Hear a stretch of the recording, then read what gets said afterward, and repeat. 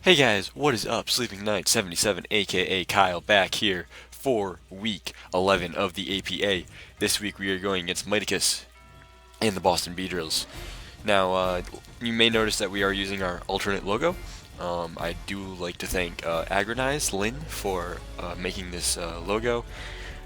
I did not credit her in the video last time that it was used in the UPC Week 6, I believe, the Lanoon sweep versus the Montreal Explodes.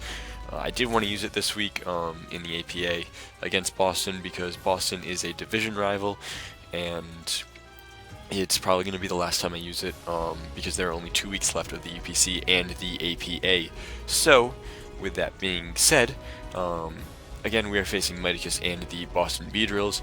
Now, since our last battle, which was a narrow 1-0 victory in my case, I have risen to 6-3, and Miticus has unfortunately dropped to 1-8, which is unfortunate because he does have a really good team and he is a really good battler.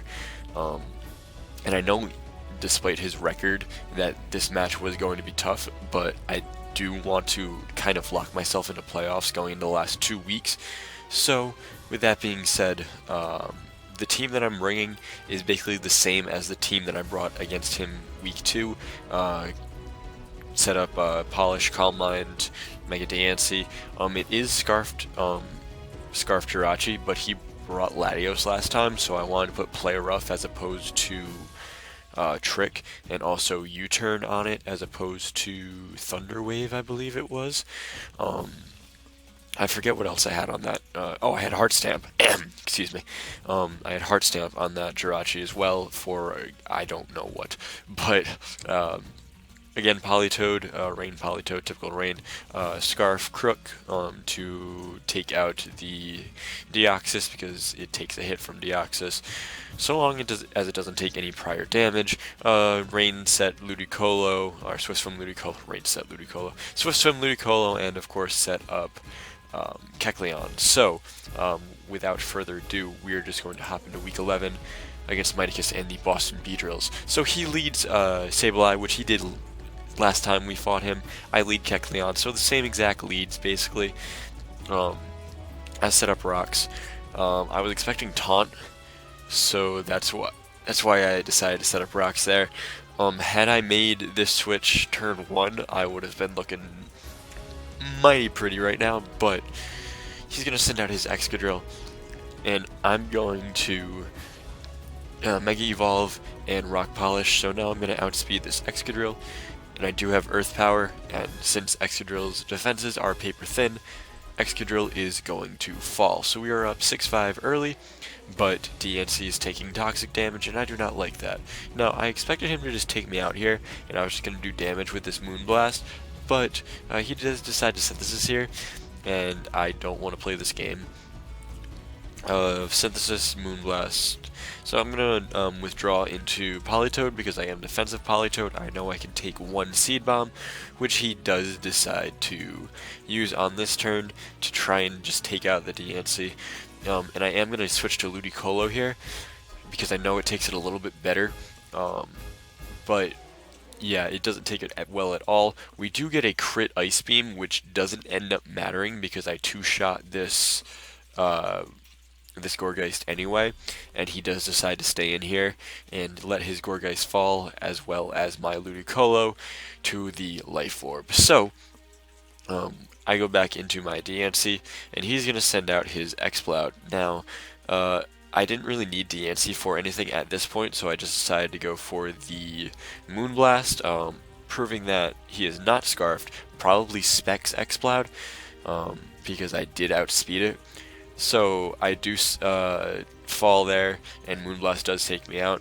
Now, I don't want to be Will-O-Wisp, I don't want to be Toxic with this Crocodile, I don't want to take any damage with that Crocodile.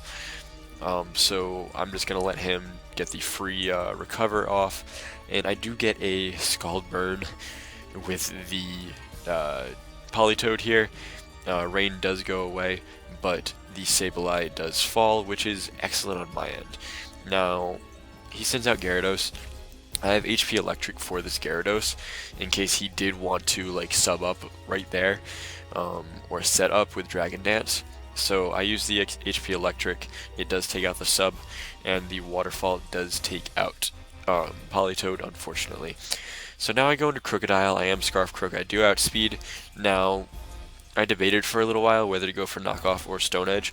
Stone Edge did more, but I didn't want to risk the miss. The crit may have mattered because I did calc it, and it only did like 58% max, as opposed to like the 61 that it needed.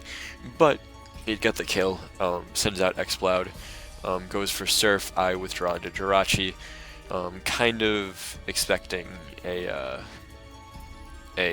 like boom burst or something. Jirachi doesn't take much from the Surf, and it is Scarf Jirachi. U-turn out into Crook, which takes a stupid amount of damage from the Deoxys attack, and does knock off to take out the paper thin defensed Deoxys attack. So with that, we move to 7 and 3, and unfortunately Miticus falls to 1 and 9. But with that win, we basically wrap up a playoff spot, which is good on my end, especially with Hugo and Banded Caterpie coming up, who are also basically in playoffs. I don't want to reveal too much to them, and I don't want to really... I want to have fun versus them the last 2 weeks before we go into playoffs, as opposed to just trying hard to get into playoffs, fighting for my playoff life. My buddy Gale Wings has also clinched a playoff spot. He is probably, at this point, clinched the top seed if he gets a win this week.